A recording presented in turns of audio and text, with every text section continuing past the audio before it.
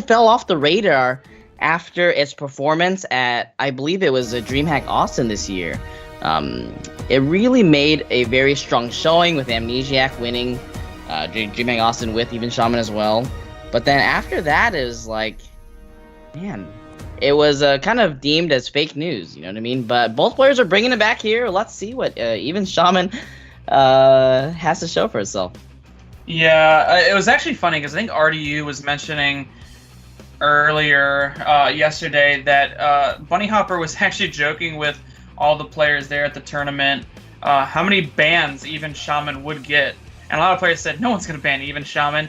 And in both series that we've seen Bunny Hopper play, even Shaman has been banned out from their opponent. So wow. A lot of players are respecting this even Shaman right now. Oh my goodness, wait, did both of them just ban their opponent's even Shaman once again? Yes, both of them have even Shaman banned out. That is a lot of respect to that deck. Time to be alive. Yeah, but we're getting into game number 1. It is the Odd Rogue Mirror, and both of these players look like they've got fairly decent hands to work with. So between both Bunny Hopper and Kalento, are there any significant differences between their deck lists that we can see from the deck lists provided here? So if we're looking at the Odd Rogue specifically, because that's the current matchup we have access to, I don't think there are that many differences in the list. I think one of the major notable differences, at least for this matchup, is going to be that Bunny Hopper has access to King Mukla, whereas Kalento has Void Ripper. So, not the two most impactful cards. Both of those aren't, the strongest. But in certain situations, they can definitely play their respective roles. But other than that, they're pretty similar card for card. I'd say probably about 28 to 29 cards similar. Both players having access right off the bat to that Deadly Poison. Deadly Poison, such an important card in this matchup. It just allows the dagger to actually trade efficiently with two mid-range threats. So any of those 3/3s or even the Bilespawn Slayer, it lines up very nicely with that. So very fortunate for both these players. In general, do you think that there's a very big difference between who is on the coin and who isn't on the coin in this matchup, Chase?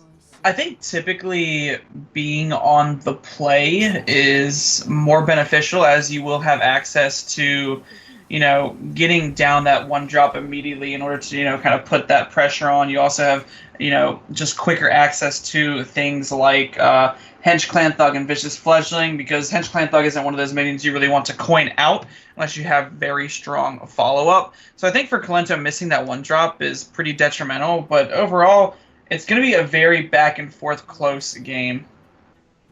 And I might be wrong, but I believe that Kalento also kept the Deadly Poison, same as Bunny Hopper. Yes. Understanding how important it is in this matchup, and it's important enough that you even risk missing that one drop to begin with. Bumping into the Divine Shield here with the dagger, that's, the dagger, even though it's essentially free, it costs a lot to actually commit that swing, especially with the Deadly Poison in your hand. Yeah, but the reason Deadly Poison is just so strong in this matchup is because it allows you to clear off two mid-range size threats, and Odd Rogue doesn't, spam the board like something like Odd Paladin or Zulok would do. So it allows you to clean up minions like Hench Clan Thug. There's also Vicious Fledgling. Even just, simple 3-drops like Blood Knight, you can clear off 2 minions for the price of 1 dagger. And just being able to do that just shows, how powerful of a keep that was for Kalento and Bunny Hopper. So that's why I said this game's going to be back and forth. Both these players have access to those removals they need. Kalento already being forced to make a very important decision here. Which 3-drops out of your 3-drops do you want to play? And whatever 3-drops he plays has snowballing implications for the rest of the game. So he decides to go with the Hench Clan Thug here. And I think either way, Bunny Hopper is kind of forced to play the Deadly Poison anyways. So it's either way, I think that they're both going to be getting cleared by Bunny Hopper due to that Deadly Poison. Again, one of the most important cards of the matchup. I think after that, like Vile Spine Slayer, maybe, especially on the coin, We're saving a 1-drop for it on turn 6 to play the 1-drop together to combo the Vile Spine Slayer. They're the kind of swings that you're looking for in a matchup like this. Yeah, we can see this important swing here.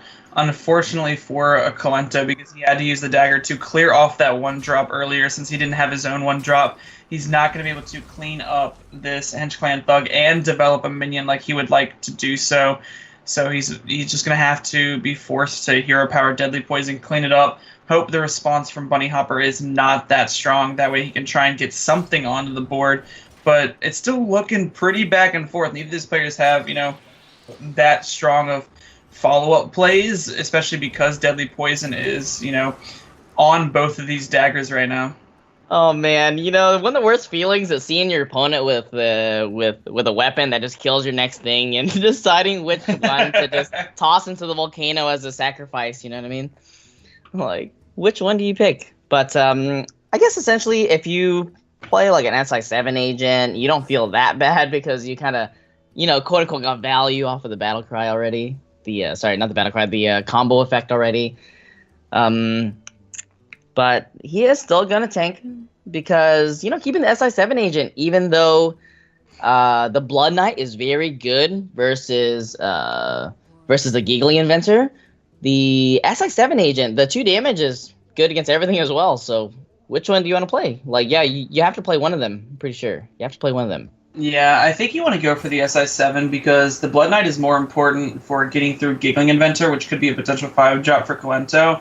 Both of these lists, another stark difference, I believe they're 27 cards the same. One of the most stark differences is that Kolento is not actually running Tar Creepers, whereas Bunny Hopper is. So Bunny Hopper does not have to worry about Tar Creepers in this matchup. The most he has to worry about taunt-wise is Giggling Inventor. And with that knowledge, Bunny Hopper can push through lots and lots of damage and end the game with some kind of Leroy Coldblood play. So he's really, really close to ending this game just outright in the next couple of turns if Kolento's not very careful or finds something like a Giggling Inventor. So holding onto that Blood Knight is going to give him that out to be able to clean it up pretty efficiently. Pretty fortunate as well for Bunny Hopper, I think, because at this point in the game, Kolento certainly is outvaluing Bunny Hopper. With just a few 1-drops, he will get the Vile Spine Slayer off. Bunny Hopper is basically out of stuff, but as you said, he does have potential for that Leroy Coldblood combo to end the game. So at this point, Kolento is definitely going to be playing as the control player, just trying to figure out ways to stay alive. And for the most part, this deck doesn't have that many great ways to stay alive, especially not with his hand. So it's going to be a hard one, I think, for Kolento to stabilize here. He's going to need some help from his deck. Yeah, he's definitely need some help, but right now, all Bunny Hopper really has to do is push through just a little bit more damage. If he sets up a dagger this turn and kind of pushes through the damage there, next turn he will have set up lethal with the Leroy Coldblood. So Bunny Hopper is going to have to be very careful to think about how he wants to navigate this. He could go for the Giggling Inventor. Overall, I think that's, probably stronger than going for the dagger play, as it does give you some minions to contest, maybe potentially a follow-up Giggling Inventor. It also, kind of stops this Vicious Fledgling from ever connecting, which he's not too concerned with, but I do like the Giggling Inventor here. It's not really weak to that many cards. Even if your opponent plays Blood Knight, you just have lethal on the following turn. So it is between the Giggling Inventor or the Blood Knight dagger play, and I think if you are going to dagger, you are going to just go ahead and trade off this Vicious Fledgling in case Kolento gets something like Taunt. But yeah, so he's going to go ahead and go with the Giggling Inventor. There's no clean answer here from Kolento yet. Oh, Cold Blood, that's not going to be... Wait, Cold Blood's a 1-drop, but it's not going to be quite enough, even with the Vile Spine Slayer, to get Kolento out of this one. Is there any way that Kolento can actually stay alive here, Jace? I don't think so that I can see. There's nothing really he can do. I mean, he could potentially play out something like the Vile Spine or the SI7, but he's going to be taking too much damage from that Giggling Inventor. All that Bunny Hopper needs to connect through is 3, and there is no way that he clears up 2. The only potential draw for him was Blood Knight. He would be able to Blood Knight and then SI7 agent the Giggling Inventor and then take a trade with the Vicious Fledgling. But even then you'd only be alive by 1, and you still don't have that follow-up to, end the game. So right now, Bunny Hopper just playing to his out, setting up that lethal as quickly as possible, and is going to end this game with the Leroy Codeblood. Leroy Jenkins coming in for another win. I think Leroy Jenkins is actually the card that made me start playing Hearthstone with the sound off, because this battle cry, I cannot take it. You know what I mean? I can't take this battle cry. I can't take it. Bunny Hopper seals the deal. You sure it wasn't your opponent's emoting you that made you go to not playing with sound? Because I think Leroy's the worst of your problems. Squelching my opponent, also muting the sounds, all that together, it makes for a very good and healthy gaming experience, in my opinion. So. Yeah, you might as well just unplug the headphones, make sure the computer sounds off. Just maybe unplug the computer at that point, just so you really don't get it. And then even then you still might hear just a faint whisper of "well played." I don't know. It might just go through all of that.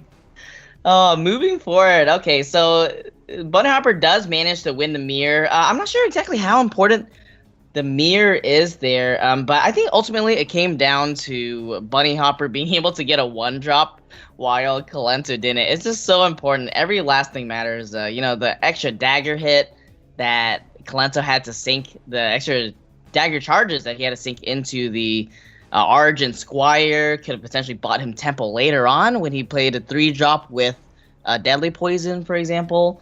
But he wasn't able to do that either, so pretty rough. But, as we saw from the last series, anything can happen. It's only the first game.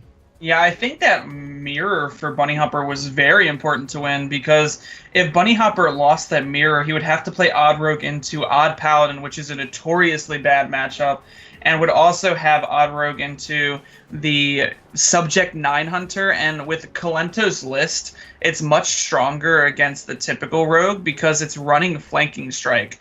So he's going to have ways to clear off the Hench Clan Thug and the Vicious Fledgling that typically, the Hunter might not have access to. So I think that win was very important for Bunny Hopper. Oh man, that's a nice car. That is a really nice car. Yeah, we can't talk about it enough. That's just pristine. But we heard from Kolento earlier. Let's go ahead and hear from Bunny Hopper. Bunny Hopper. He has both the doctor's degree and the excellent grades in competitions. He ranks 2nd in Europe and 3rd in the world, while keeping his work and social life perfectly.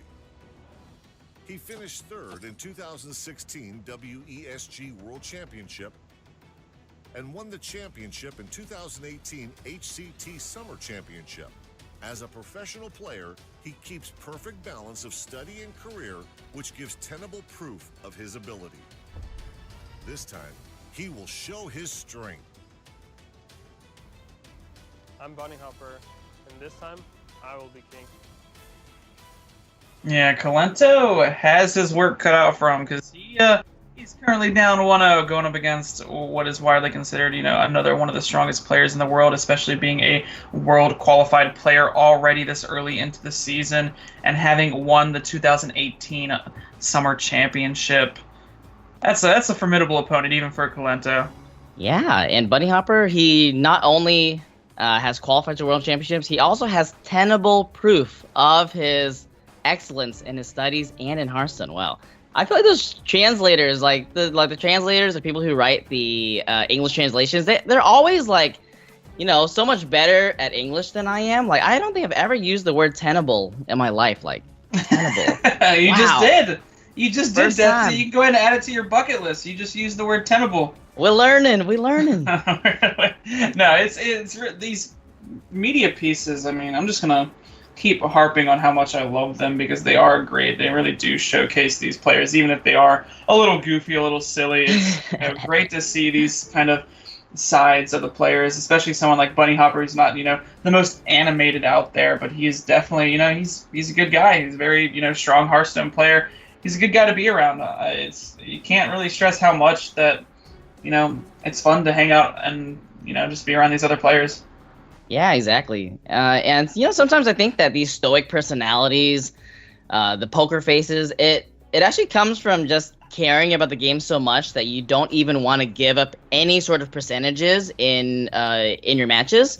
So oftentimes you're playing across from your opponent. Your opponent's sitting across the table from you, so you don't actually want to show any emotions while you're playing, and they're very good. Like poker faces. Oh yeah, Poker faces. Poker There you go. faces are something that all these players are good at. They're very, serious about their play, very deep in thought. You really can't blame them. There's a lot on the line. I mean, there is a Aston Martin on the line, so I mean, I'd be deep in my my thoughts if I was. I don't know. Maybe I'd be too distracted by saying, "Oh my gosh, I could be driving that in the next couple weeks. I could be driving that." Yeah, but think about Hearthstone players that we're always inside anyways, like where do we need to go anyways? But the next game has started. Bunny Hopper has the Subject 9 in his hand. So in a deck like Subject 9 Hunter, do you always keep this card, Dr. J? I think this might be too fast of a matchup to warrant keeping it. I honestly think that, although Subject 9 is a very powerful card, and it's kind of what the deck is named after, I don't necessarily think it's one of the cards you would keep because it's a very slow paced card, and I think it's more so for a refill turn that you want to draw off of the top. You don't really want to keep that in your mulligan just to try and hopefully get that later on. So I definitely like Bunny Hopper's keep here of just the Secret Keeper and the Snake Trap. Wow, a very nice start here for both players. I think it's a little bit easier for the Odd Rogue to have a better start, like just some sort of one drop into either the dagger or coin out of 3 is very nice. But for Bunny Hopper, he has both of the best one drops in his deck, followed by Secret and Animal Companion. So, and arguably, I think Snake Trap, I'm not sure exactly what other secrets Bunny Hopper is running, but the Snake Traps is really nice because you do have to fight for board in this matchup for the most part. So just getting 3 1/1s at any point is just terrific in either racing or trading with your opponent. Yeah, and I actually really like this play from Kalento. He gets rid of the Secret Keeper before any kind of secret can be developed. Also, just making sure he has that dagger online. He does have follow-up with double 1-drop, so he's not too worried about, coining out one of the 3 drops, especially because, it's not that strong in this matchup, especially if that Secret Keeper goes, uncontested. The one thing that Bunny Hopper is going to need in the next couple of draws is something like Spellstone. This deck is pretty powerful when it has Spellstone, but when it doesn't, sometimes it just falls flat. Yeah, sometimes I feel like all of these Hunter decks are like Spellstone decks. So you have 2 Spellstones, and then you have Rexar in there, and then you just fill the deck with other random stuff, and that's just kind of good enough. But again, showcasing just how powerful a Spellstone is. So Bunny Hopper looking to not just give up the Secret Keeper straight away to the Dagger Charge. He's going to try to play it in the same turn of the Secret. It's pretty clever. Yeah, I really like that recognition. No reason to kind of just forfeit it over to that Dagger Charge. He doesn't really have that follow-up next turn anyways. He could play Animal Companion, but playing out the Secret Keeper alongside the Snake Trap seems like overall just a much more powerful play. But with the Crackling Razor Maw picked up off the top, it's got some decisions to be had. This is definitely a tough turn. I would like to see the Secret Keeper plus the Snake Trap, but you can't blame him for thinking about all of the potential options. Sure. In a matchup like this, it just showcases exactly why the Odd Rogue hero power is so good, because dealing 2 damage, I mean, obviously 2 damage is better than 1 damage, but the way that it lines up into these early game creatures and the damage that it just pushes to the face. So like 4 damage for 2 mana instead of 2 damage for 2 mana. It is just so good at doing everything you want in an aggressive deck that can out-control other aggressive decks. Secret Keeper coming down. Snake Trap gets put up as we expected.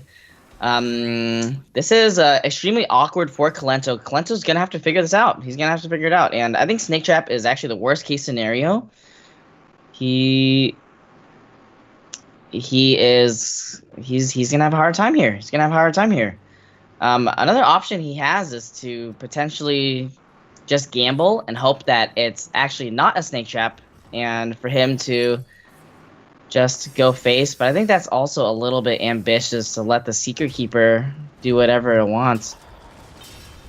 It is a little ambitious, but having both 1-2s on the board does make the snake trap, not Sure. that strong of a play. Typically, it would have been very strong into what Odd Rogue has to offer. However, Colento having two pretty good value traits here, and even being able to reset up the dagger for the following turn alongside playing another 2-drop, and then we'll have just very strong plays in the future, while Bunny Hopper's hand is, kind of lacking at this point. He doesn't have access to a very strong follow-up right now. Yeah, this is a game-deciding play already here, and it looks like Colento. Oh man, is Colento? Oh man, so Colento's gonna opt to go for the South Sea Deckhand and probably the SI7 next turn. Here he's hoping to not see another secret plus a good play alongside that secret. Bunny Hopper does have a little bit more gas though. It's pretty deceptive sometimes just how much stuff the Hunter I feel can have, even though they're relatively low on cards, just because a lot of their cards are just so impactful. It's very compact, the mana costs. Yeah, Bunny Hopper is forced to tracking there. Doesn't, tracking a very powerful card as it allows him to kind of keep getting that, resource flow going. He's got a couple of different, options here. I think he really wants to try and fight for the board somehow, but if he just plays out his minions and they keep just kind of, dying to some of the Colento's cards here with the SI7 agent and the South Sea Deckhand, he's gonna need something here. I mean, I think still going back to the early game decision where Bunny Hopper had a 1-drop, a secret, and also a subject 9.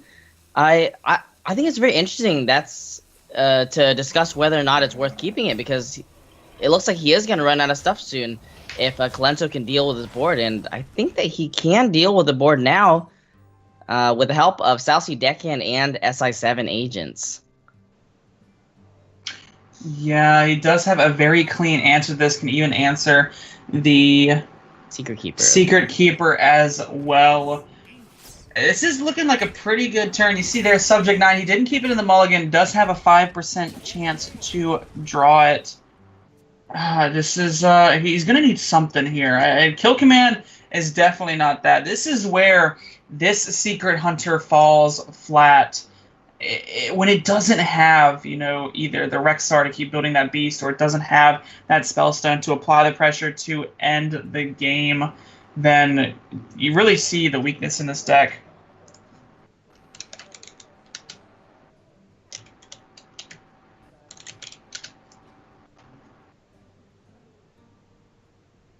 Not many decisions here to be had from Bunny Hopper. Can, go ahead and kill command the SI7 agent. But if he does that, I mean, what else is he really doing? Yeah, I think he's hoping for some sort of value generation tool from his deck. Do we know if Bunny Hopper is running a Deathstalker Rexar? I believe Bunny Hopper is. I'm pretty sure, in these lists there is Deathstalker Rexar. I'll go ahead and confirm it. You really have to, because it's one of your win conditions against something like Warrior. I'd say Warrior isn't, brought too much, but it's brought enough that you'd have to consider playing it. It's also just a very powerful card overall and what it can do in certain matchups. So I think something like a Deathstalker Rexar coming off the top is going to be the start to come back, but again, it's going to be very hard, because even though Deathstalker Rexar is very good, if you don't get a very valuable consecration effect off of Rexar's Battlecry, then it's going to be a lot of mana being sunk into finding stuff that is normally costed, because all of the beasts that you build, you have to pay the full value for all of them. And in addition to the hero power, in addition to the 6 mana that the Rexar plays, it's very slow, especially versus an aggressive deck that is always pressing the issue every single turn. So here, the Houndmaster Shaw off the top. He does have the ability to rush it with the Cackling Razor Maw, but it's not that valuable. And then the 6/6 gets a very clean trade into the Shaw. So not exactly what he's looking for, but he's trying to figure out how he can play to his outs. Yeah, there's not really much that he can do here. He's gonna really need something. He sets up the explosives just to try and, take away a little bit of the pressure here from those 1/1s. Obviously, they're not presenting too large of a threat, but he needs to, mitigate the board state somehow. I mean, right now, he's really relying on finding something like Deathstalker Rexar. He's at a pretty healthy life total, but that is just going to get chipped away turn after turn if he doesn't find, something here. I think even tracking is kind of a, just something to keep himself going. I can't stress enough how important it is to, find that gas, especially in a deck where there's not much gas to be had. Yeah. Well, a very good board here for Kolento. 3 insanely scary threats that have to all be dealt with at the same time with, a charging 3/3 at your disposal. Well, he does have the opportunity to roll the Animal Companion. If it is a Huffer, okay, so he has a chance to charge that in if he wants with the Shaw, but really the best thing that he can do is a value trade on the 3/3. You don't really just want to take a single trade just because all of these things are pretty threatening, but then the 4/1 just gets traded off by the dagger. It's just not looking very good for Bunny Hopper. Yeah, it's looking really rough right now for Bunny Hopper. I think he has to go for this value trade because he can't really afford for that Vicious Fledgling to connect. But there is so much damage coming from the other side. The question is, how much does Kolento respect this Houndmaster Shaw? Is he just going to go ahead and ignore it, try and push as much damage as quickly as possible? Or does he have, just that big of a respect for it to answer it now? That way, it doesn't kind of reset the board state.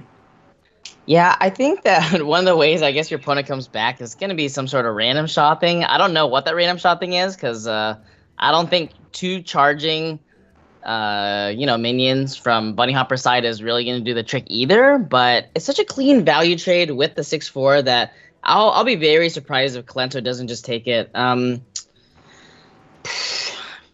There is the punish of the Deathstalker Rexar coming down though, clearing up the Blood Knight if he does go with the value trade, but he reaches for the Void Ripper. Okay, so what's the Void Ripper going to be doing here?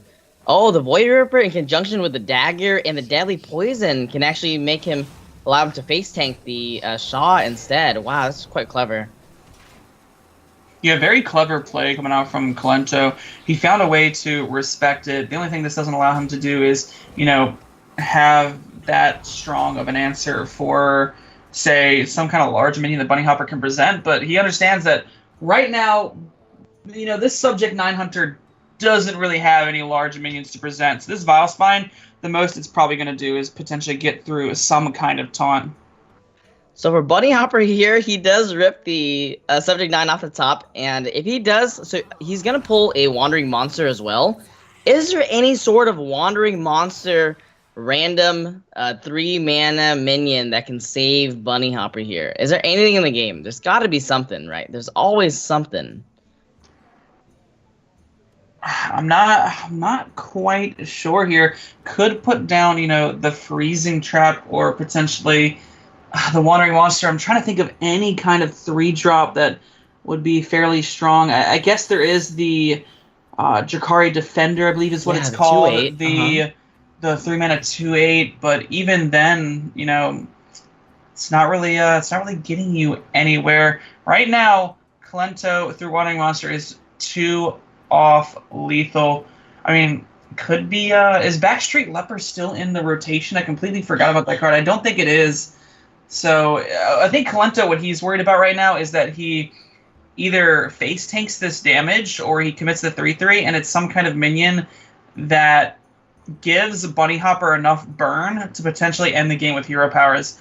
I think that's what Kolento is worried about right now and why he thought so long on the dagger swing.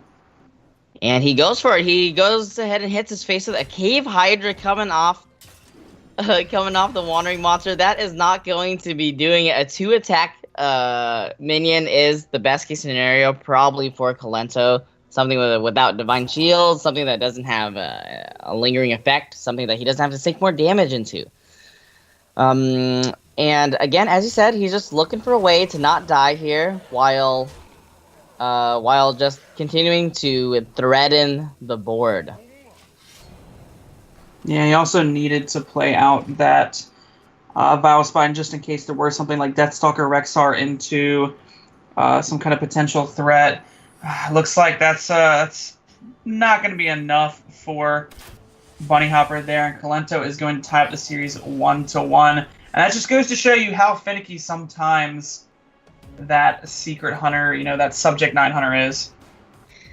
And also, that game was, a lot closer than I expected from the opening hands. Hunter just being able to deal so much damage, just random damage over the course of the game that oftentimes you'll be in a situation like Kalento where you just see yourself sitting at 10 HP, where some sort of combinations of cards can kill you. So something like a Spellstone, as you mentioned before, for Bunny Hopper would have potentially even taken over the game and won Bunny Hopper the game, but the Subject 9 coming a little bit late, and the Spellstone coming right when it was no longer useful. Yeah, I think the one, very important decision to be had there was Kalento was thinking long and hard on whether to commit one of the minions into the Wandering Monster versus committing his 4-charge dagger. Because if something like a very powerful 3-drop were to come out of it, like, I'm trying to think of some off the top of my head, maybe like a Magma Rager, just where he takes a bunch of damage, and then there was something crazy like double kill command from his opponent. He could potentially lose the game that way. Yeah, like the second kill command. Yeah. However, I think he had to go for that risk, because if he doesn't keep that minion around, he won't have the follow-up damage through something like potentially, a Rexar or something like that. Because Rexar would stabilize the board probably. And even something like an injured Blade Master, there's a lot that could have gone wrong, but Kalento does take that. It will be 1-1 each, 1 apiece, and I wonder what these players are going to be queuing next. Yeah, it's going to be interesting to see. I think it all depends on how strong is that Odd Paladin against something like Subject 9 Hunter and the Zoo Warlock. The Zoo Warlocks in the typically recently have been cutting Despicable Dreadlord. And in Bunny Hopper's list, he is actually running 2 of the Despicable Dreadlords. So having access to 2 of those is going to make that matchup, that much more feasible for Bunny Hopper. But right now it's looking like it's going to be Subject 9 Hunter versus Zulok, which I would say typically is fairly strong for the Subject 9 Hunter, as it does have, a lot of that early game removal tools. Mm-hmm. Oh, man. This is a matchup that I don't see quite often, just because this is a Secret Hunter. I actually don't see Secret Hunter that often. But, it does seem like all of the Consecration effects with the Explosive Traps and the Deathstalker Rexar, it does seem like you have to be very careful how you stagger the board as a Zulok. But on the flip side of that card in Bunny Hopper's hand right there, the Fungal Enchanter, man, that card's got to be a nuisance in this matchup, because a lot of times you can probably attack into an Explosive Trap and then just heal up your guys afterwards while you're making your Light Warden like a 100 attack. You know what I mean? Definitely, a balancing act there. You're definitely right with that. As we can see here, Bunny Hopper's got a fairly strong, just opening hand. He's got just, 2 3-drops that can go ahead and go coin 3-drop into 3-drop. He's got the Kobold Librarian to, contest this Secret Keeper quite a bit. Kalento right now doesn't have the strongest of hands, as he's kind of forced to play out the Explosive just to try and buff up the Secret Keeper so it doesn't immediately die to this Kobold Librarian, but he's gonna go for it. So he's going for healing his face, playing a 0 mana 3/3, and just taking the board. How do you feel about that, Dr. J? You know, out of all the plays that could have been had that turn, I think that's probably one of the stronger plays. I mean, I've seen some, flame imps with this board state, or maybe another happy ghoul, but a very strong opener, especially because there's not much that Kolento can really do to answer this. One weakness of this Subject 9 Hunter is that it's not actually running Candle Shot, and Candle Shot is one of those very high impact cards that you wouldn't think of it too much, but being able to clear up these 2/1s constantly with that, with the charge of the Candle Shot, really makes a difference in this game. Wow, I'm really surprised to hear that Candle Shot was cut. Just because Candle Shot it has its uses in almost every matchup, and as you said, in this matchup, it's usually a 3-for-1. And I mean, this is like the most value you can ever get out of a 1-mana card. But the Secret Keeper growing to be a 2/3, taking a value trade is also pretty good. You know what I mean? He got to double dip with his 1-drop, so it's quite nice. But the downside to this is that he had to commit the Explosive Trap already, which you really want to save that to time it for when your opponent is, like pretty wide on the board, having a lot of small stuff. But, Bunny Hopper might not expect an Explosive Trap coming out this early. Yeah, so the reason, Kolento really took that value trade was just to, mitigate some of that, board damage. And right now we see Bunny Hopper trying to play around the secrets by taking that value trade there. It's definitely a tough call because Kolento really thought about whether to play the Explosive Trap or not, because he's trying to do some mind game shenanigans against Bunny Hopper, where if he plays the Explosive Trap, he forces Bunny Hopper to play around these secrets very awkwardly, and we see there that he played around them so awkwardly that he left both of these minions to technically die to the Explosive Trap if it wasn't for the Fungal Enchanter. I mean, the thing about the secrets from Hunter, it always makes everything awkward, like it's awkward for your opponent, it's awkward for you because you don't want to play stuff into their minions because you want their minions to die from the Explosive Trap. So the main difference, I think, is that it's up to Kolento to do something, because as time goes on, whenever a Fungalmancer, whenever it gets into Fungalmancer turns, whenever it gets into maybe like just dropping a Despicable Dreadlord, for example, it's not going to be as nice for Kolento as it is for Bunny Hopper.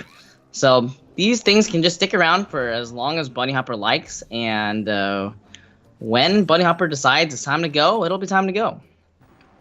Yeah, it's the one thing that a lot of players, they neglect to realize against the Secret Hunter is a lot of times it may be stronger on, say, something like Ladder or against some inexperienced players because they don't exactly grasp the concept of playing around these secrets, and they try to, play aggressively. Like, we've been told that Zulok is an aggressive deck. You're supposed to kind of, push the damage each turn, whereas Bunny Hopper is taking a very slow approach to saying, you know what, there is no reason to proc this secret. There's no reason to give Kolento value. Might as well keep these minions around now that I know it doesn't matter if I attack a minion, and I can use this 3/1 to potentially trade into a wolf. And at this point in time, Bunny Hopper is still unsure whether or not the secret is an Explosive Trap or a Wandering Monster. So it's going to be interesting to see when exactly Bunny Hopper is interested in proccing the secret. Because the thing is that if it's a Wandering Monster, for example, the longer he waits, even though it takes a resource off his board to proc the Wandering Monster, he could be getting in some chip damage that can potentially end the game faster for him. That is true. Mm-hmm. It's a very, very balancing act for Bunny Hopper here, as he has to try and weigh out how strong is it to kind of leave up his minions. You're exactly right. And, that just goes to show you how powerful of a player Bunny Hopper is, recognizing that, he doesn't need to proc these. He can just kind of, take his time, maybe even get that play you were talking about where he plays the Chain Gang and then potentially procs it and plays a Light Warden plus Fungal Enchanter to make just a massive, massive Light Warden. But then everything changed when the Spellstone appeared. Spellstone. My goodness, the Spellstone. This card is ridiculous. I think that I would rate this as like one of the most powerful Hearthstone cards ever digitally printed. Because even though, as you said before, Bunny Hopper could, kind of play it slow, now he has to move a little bit because the Spellstone's coming. But, oh my gosh, a Mossy Horror coming off the top as well. So next turn he has that available, bar a Fungal Master coming down to change the size of these minions. Yeah, Kalento's got to be very wary of that Fungal Mancer, because if Fungal Mancer lands on the, just any kind of board state, that is, there's a reason why it's played in the deck. It is a very powerful card when played on curve, and we can see it right now in Bunny Hopper's hand. Kalento, he could commit to the Spellstone here, but it's only giving him 2 wolves, and the worst part about that is these wolves just kind of die to the Tar Creeper. They can't even really get through the Tar Creeper that efficiently. Is that 2 wolves, or is that actually 3 wolves? It's just 2. It's just 2 wolves. Okay. Oh, man. And also, if you play the wolves, Bunny Hopper had some pretty clean trades with a Despicable Dreadlord coming down, just trading off the Voodoo Doctor into one of those, killing off the residual 3-1. So, Kalento choosing to play around that, and this seems to be a much better outcome for Kalento than playing the Spellstone for a measly 2 wolves. Okay, Bunny Hopper had a lot of decisions here. Fungalmancer being, the main one, but, Despicable Dreadlord essentially picks off a free 3-1. That's really hard to turn down. Yeah, especially because you can make 2 trades with the Sarah Knight, and you can also play it cleaning up 2 of the minions and forcing the Houndmaster to get through on this Star Creeper. I really like this Despicable Dreadlord play. Despicable Dreadlord. A lot of times you wonder why people cut this card in the first place. This card is ridiculous. It's like essentially well statted already, almost well statted for 5 mana, and then this effect, it's good versus almost every deck apart from like Control Warrior or something. Yeah, it's one of those cards that has a lot of merit in the matchups, that it's very powerful. It's just also, the 5-drop slot is very contested because a lot of the times you want to play, Doom Guard on 5, and you really want to push that damage. And if Despicable Dreadlord's in your hand with the Doom Guard, you're going to discard it. So it might as well, be one of those lower costing cards that you can kind of curve out to the Doom Guard more efficiently. But like you said, Despicable Dreadlord, he's nothing to scoff at. He's still a pretty powerful card. Dr. J, are my eyes deceiving me? Is that a rat trap in Kalento's hand? Is that a card that he put in his deck? That is a rat trap. No mistake there. Kalento does have access to a rat trap. It's it's not the strongest of cards, but the reason why it's in Kalento's list that a lot of people may be wondering, it's not very powerful against, say, matchups like this, but Kalento was kind of hard targeting the Quest Rogues with his lineup, and Rat Trap is one of the cards that Quest Rogue can't really play around. They kind of have to commit to minion, Shadow Step minion a lot of the times, and giving just a free 6/6 out of nowhere can ultimately just snowball the game out of control. So that's why Kalento has it in his list. Wow. Also, Bunny Hopper, I think respecting the potential of not only Wandering Monster, Explosive Trap, but also the Rat Trap. He hasn't had the ability, maybe, but he hasn't played three cards in a turn yet.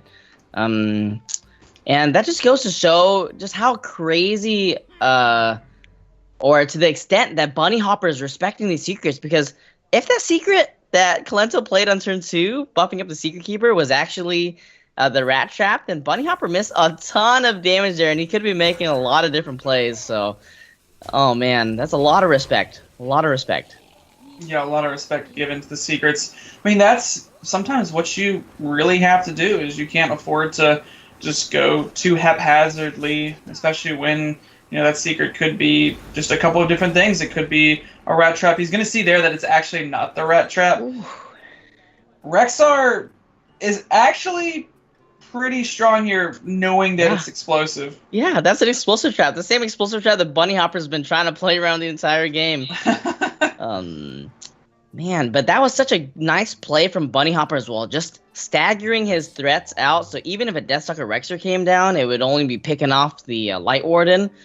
But as the Fungal as the Fungal Enchanter came down already, there's only one more Fungal Enchanter in Bunny Hopper's deck. This Fungal Mancer, I think, is going to have to really carry the game, and this might be the point already where Bunny Hopper is no longer allowed to play around any secrets. Yeah, Bunny Hopper's been very careful to try and play around those secrets, but now that he doesn't have access to that Fungal Enchanter anymore, he might just have to throw away the Fungal Mancer and kind of just hope it's enough. He could buff up, the Despicable Dreadlord. He would be able to push through, but even pushing through, leaving them at 5/1s makes it very weak to something like Wandering Monster plus Snake Trap, and he knows that Kalento just has plenty of secrets currently in his hand. Oh my goodness, Bunny Hopper is also playing the Mossy Horror as well. Everyone's just jamming Mossy Horror in every deck, aren't they? Oh yeah, Mossy Horror is probably the best card in Hearthstone right now. I don't think there's a better card. You can't name a better card. You can't convince me that there is a better card besides Mossy Horror. It's actually my favorite card, too. What? It's your favorite card? I can see if it's the best card, but your favorite card, Dr. J? Man. My favorite, the best card ever printed in any card game. It's better than the Two of Spades. You changed, bro. You changed. It's better than any card ever printed. Oh my goodness. Mossy Horror. What implications does Mossy Horror have for Bunny Hopper in this matchup? I assume this isn't really the matchup that you're looking to, to rip Mossy Horror. But, man, Bunny Hopper gonna respect once again the secret. Imagine if that was a rat trap. How many of us on ladder would have just attacked in turn 2? I think I would have just attacked. Also, I'm impatient. I mean, you gotta play patient sometimes. I think he's really waiting for that Fungal Enchanter. All jokes aside, the Mossy Horror is not the strongest card in this matchup. It's mostly just for those Druid matchups that you're really expecting to face. Yeah. But the reason it's been in a lot of these lists is just for Spreading Plague and Giggling Inventor, two of the most prominent cards on ladder right now. And so you kind of really have to respect those cards. And yeah, you're right. Bunny Hopper has just been respecting this explosive trap so much. I'm not quite sure how much longer he can respect it, but maybe he feels as if he doesn't respect it here, that he's going to get ultimately punished by the secrets that Kalento can play. And he knows it's not Rat Trap because the turn that he went Fungal Enchanter, he played 3 cards. True. So he's positive it's not Rat Trap, so he knows it's Explosive or Wandering Monster. Oh man.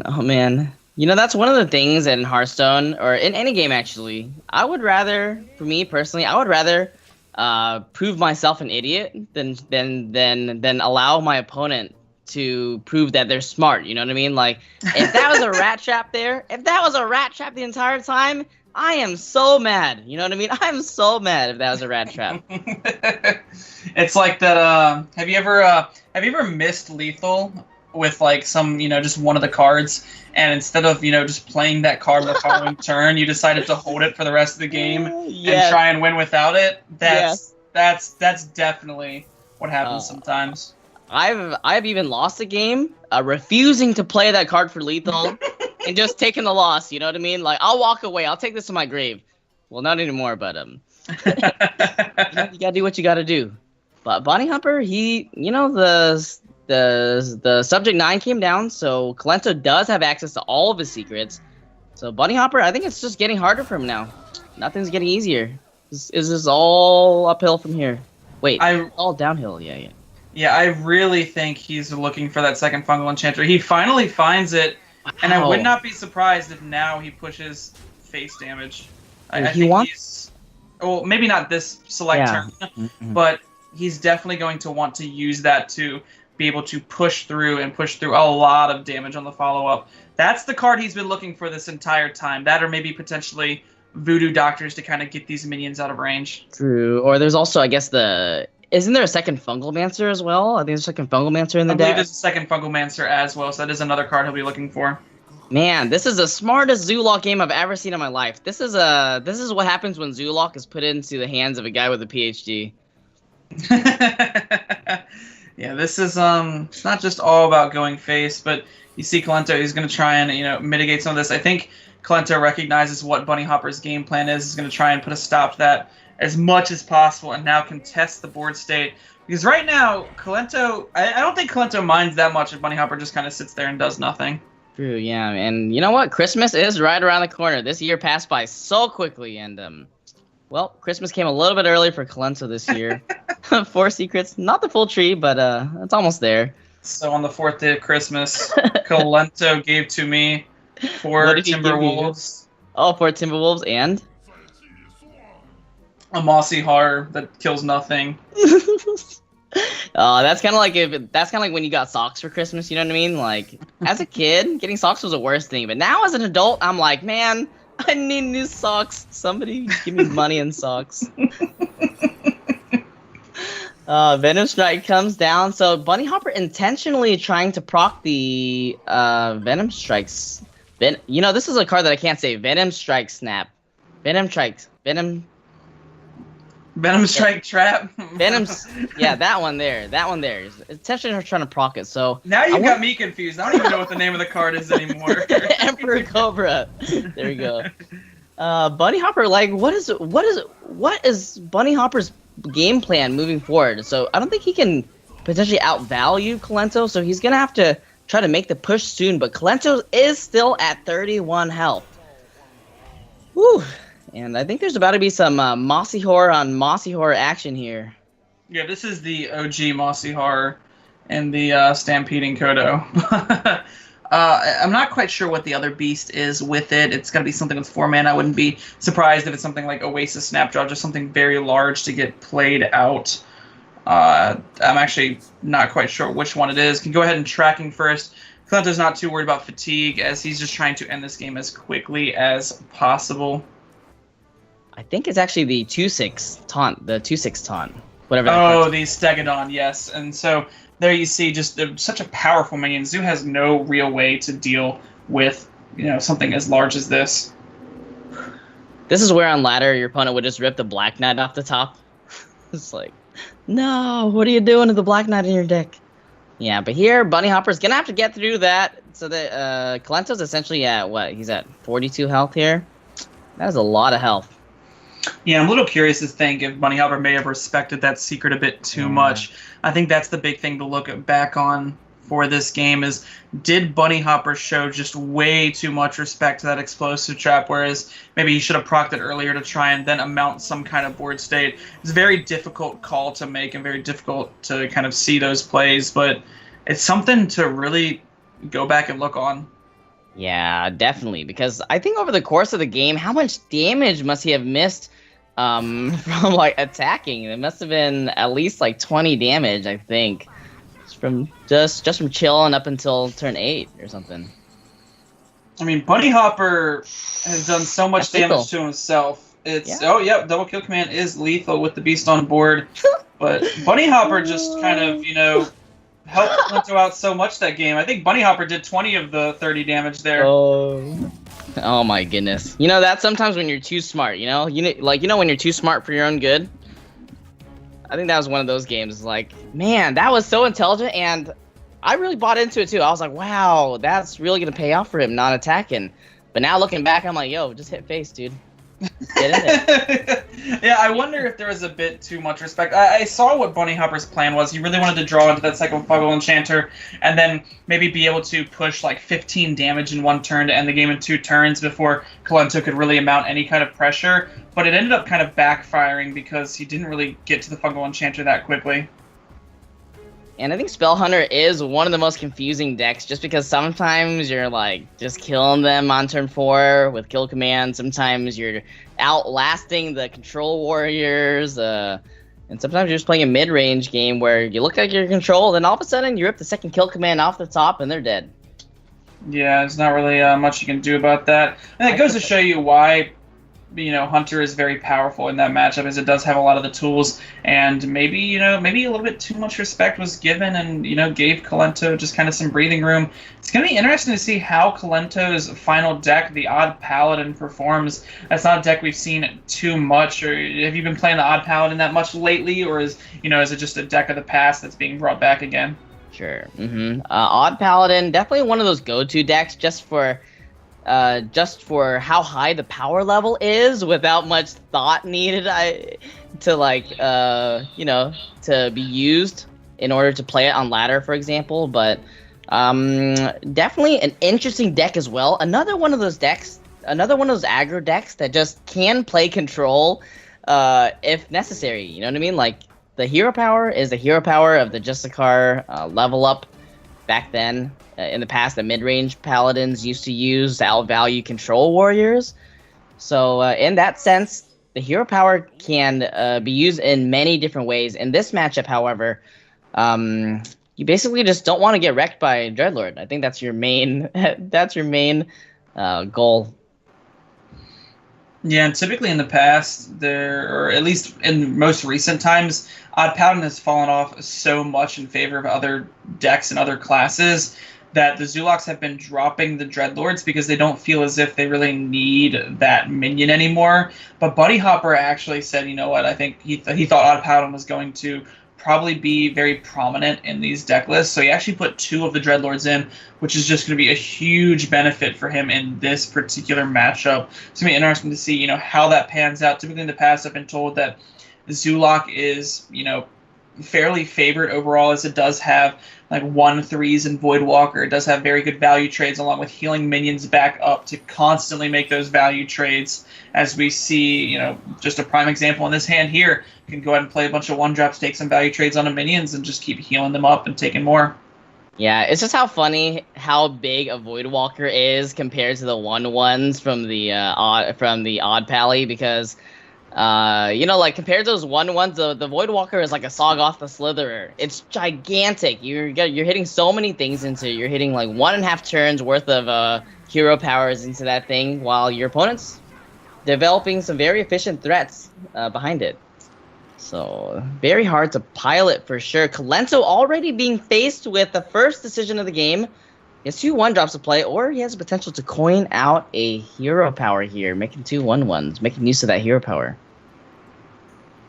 Yeah, you could do that. I think he's much stronger off by playing out as many cards as possible. Oh. I really like this play from Kalento because he saw that Bunny Hopper kept 2, and one of them being a Flame Imp if he's tracking the hand. So he's most likely going to assume that the other one kept is something like a Voodoo Doctor, because if you kept something like, say, the Voidwalker, you would most likely play that on 1, or even if it was kept and you played the Flame Imp first and a Voidwalker was picked up, you'd be able to kind of, hero power on the following turn and get through a lot of it. So I really like the recognition and going as wide as possible, as quickly as possible, trying to make sure that Kalento has this board state. I think that was a very strong play. He's also got Corridor Creeper, which is just another reason. Man, I mean, Kalento's got to be so experienced in this matchup just because the implications of coining out the hero power instead, you get to keep an Ardent Squire for later, but you get in 1 extra hero power. Sorry, the other way around. So you get to get 1 extra hero power and keep the Squire for later, but he thinks that instead of getting the extra hero power value, I actually want to just get on the board as fast as possible, put down the Divine Shield, set it for potentially the Raid Leader on 3, and just take a very strong grasp on the board, leverage it with my Corridor Creeper, and that's how I win the game, not by value. Yeah, and right now Bunny Hopper, he had a very strong start at the beginning, but he's going to need something to follow it up. He does have Dreadlord, but if Kalento plays it in a way that he has some kind of board state that can answer this Dreadlord, that's really how Paladin gets its win in this matchup, is by being able to counter that Dreadlord with, some kind of board state, even if it does require a little bit of an awkward play on the previous turn. Yeah, and good Paladin players will always try to shape their board in a way that it doesn't die to the on-curve Dreadlord. Like later on in the game, as long as not all of your decks die to a Dreadlord, it does cost 5 mana to commit to the board, so it is definitely worth playing around it, and I think it's very possible. And here it looks like Bunny Hopper actually he does have the board, but it's not as strong of a board as he would hope. Luckily, he didn't have to life tap here, because I think the moment you life tap, you're falling behind a lot on the board versus an odd Paladin. Wow. Yeah, I was a little curious in that trade. I think it was a lot of respect given to Raid Leader, I guess. Even Raid Leader, though, it's very hard to respect that card, because if Kalento were to play Raid Leader, he would still make a trade into, say, the 2/2 and the 3/1. I think what this trade does is if the raid leader does come down, it means that potentially the 3/1 lives for an extra turn.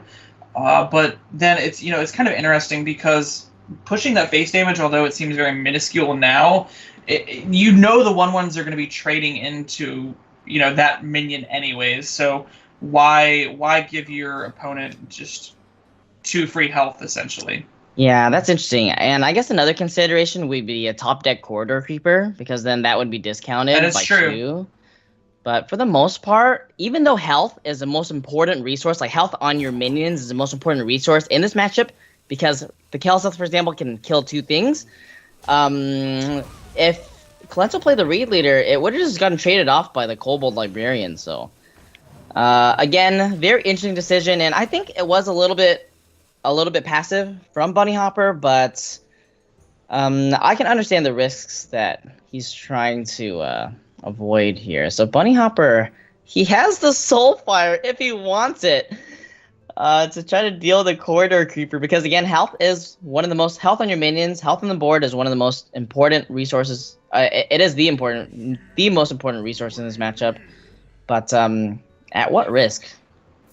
Yeah, I don't really think you can afford to discard this this Dreadlord, because right now it's the way you win the game. But the question is, does Bunny Hopper feel that he is so behind right now that he has to take the 50-50 shot at discarding the Leroy just to get rid of this corridor creeper? Because if he curves out with the Dreadlord next turn, Kalento is going to play this in a way that he has an efficient answer for that Dreadlord. Yeah, let's be realistic. Kalento is never playing into... Oh, the Leroy, okay.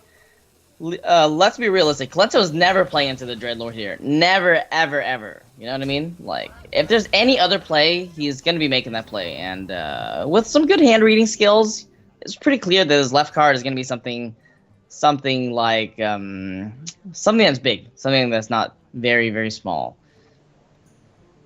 Yeah, I'm kind of curious as to why, I guess Bunny Hopper feels that the Dreadlord is so integral and important to his game plan that he was willing to discard the Voodoo Doctor instead of... It increased his odds by a slight percentage, but it is worse onto the board, for instance, if you were to discard the Dreadlord. So it's something to think about there. Is I wonder if it was better to kind of guarantee that 3/2 was on the board. It ended up working out for him, but definitely a rough call.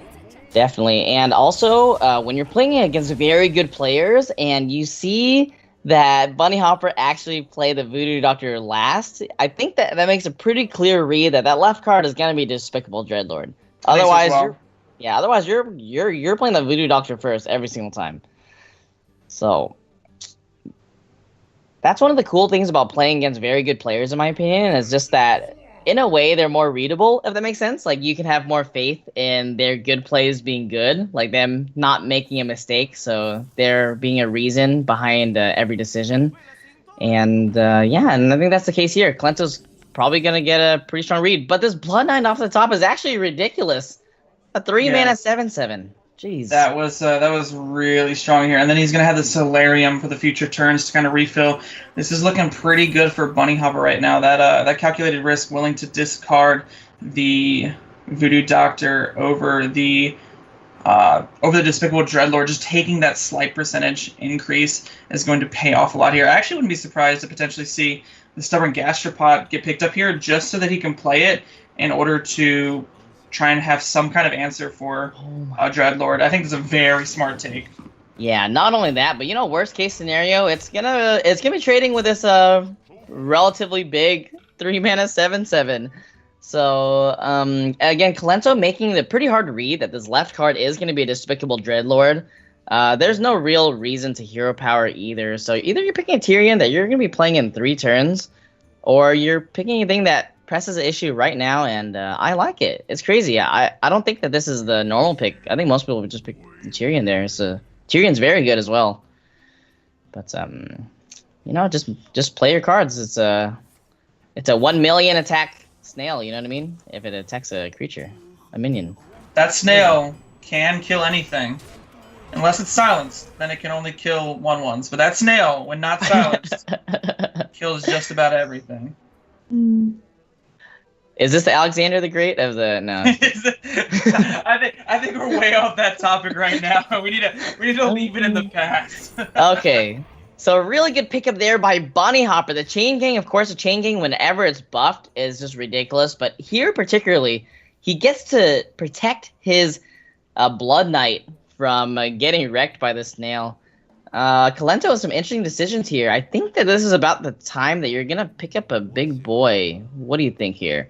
The small thing is kind of repetitive since you have already like a squire in your hand. So I assume that he's thinking about which of the two big drops he wants, and he seems to value the battle cry of the Primordial Drake over the 412 dragon, the Sleepy Dragon. Yeah, it's also that the Primordial Drake does come down a turn quicker, and Yeah. I think that's what Kalento's really looking for here, is if he waits too long, knowing that Despicable Dreadlord is right around the horizon, if he waits too long on trying to play something, he could fall too far behind.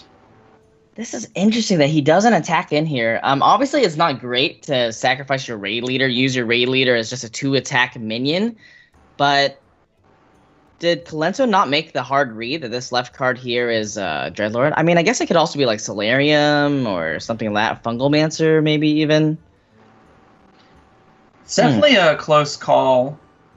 He's There is some merit to putting that minion in just to kind of play around that, especially if you think it's going to be Dreadlord. And maybe Kalento's trying to bait the Dreadlord out, but even that seems quite ambitious. I'm down to take I'm down to bite, you know what I mean? Like, I'm down to bite here. That seems great to me. Oh, he attacks with a Blood Knight instead of the Serenite Chain Gang, even though the Chain Gang was pretty clean. Valuing his Chain Gang as a 3/3. What differences does a 3/3 make compared to a 3/4? The difference isn't that it would be a 3/2. The biggest difference here is the reason he went for that trade is because of the Vine Cleaver that was just showed up to be a 10% draw out. Because if he were to take the trade onto the minion, this Argent Squire would go in. He would then kill off the taunt. The Vine Cleaver would then push through onto the Dreadlord, clearing up the Dreadlord and allowing the 1/1s to start getting played and getting Kalento back into this game. Whereas now, there's no real strong answer for the Dreadlord, and it's going to be able to clear up the hero power each turn. The thing about both of these decks is that it's so deceptive to what point who is outvaluing who. You know what I mean? Like right now, it's obvious that Bunny Hopper has the life tap. He has a lot more cards in hand. He has a Solarium. But Kalento has a lot of draws off the top to just put to a lot of draws that are so compact in value that just that can just bring him back. So like cards, as you said, like Vine Cleaver, cards like Level Up are very good, especially with this Lost in the Jungle that Kalento's been holding. So if this Primordial Drake can buy him enough time, there's quite a lot of time for Kalento to just find something to close out this game potentially. Uh-oh. I think currently right now it is frozen for us, and that turn was insanely powerful. As you can see, I'm just going to kind of theory what got played there. I think a Fungal Enchanter got played. I think 2 free Happy Ghouls got played. I think a Soul Infusion buffed one of the Happy Ghouls. And I think other cards got played. Cards got played. Stuff happened. Okay. Currently, we could talk over this a little bit. I'm gonna get in touch with someone. For people who don't know at home, neither of us are currently live on site. And we are, casting from the luxury of our homes. And neither of us are actually, in charge of the OBS setup or anything like that. So we cannot dictate or change any of this right now. So we just have to get in contact with someone so that they can fix this as soon as possible. But we'll keep you entertained, chat. Don't you worry. Yeah, guys, man. I mean, the worst part here is that the stream went down right on Kalento's own channel. So Yeah, you guys stay tight here. Stick tight, hang around, have grab yourself a cup of tea. I don't know what time Tice usually has tea time with Tice, but you guys can go get something to drink, take a little break, and we will be figuring this out as soon as possible. Yeah, actually, just to get confirmation there, Bunny Hopper did win that game. I can see from some of the footage right now. I'm gonna get in touch with someone to try and fix this stream up. So right now the series is 2-2.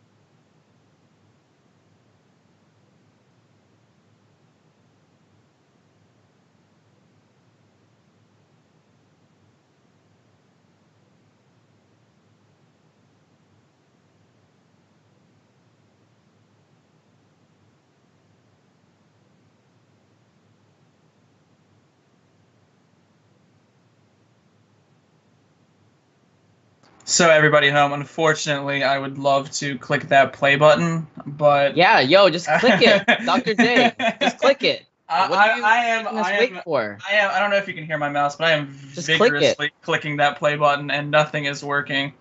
Try harder. I'm gonna try unplugging the play button and replugging it back in. Hopefully that will work. Not quite sure. It's actually funny because I can see that the next game has already started. So it's what happened?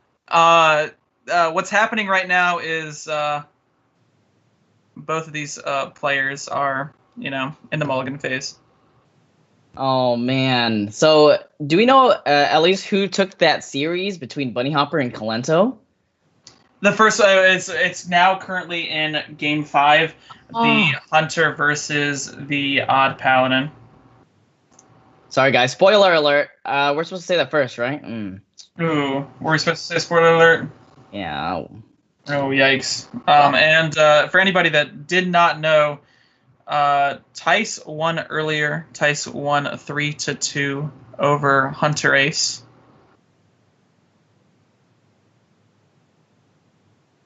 Oh no, not the game 5. Man, I can't wait myself. I want to see. Can't wait. Okay, let's try to figure this out.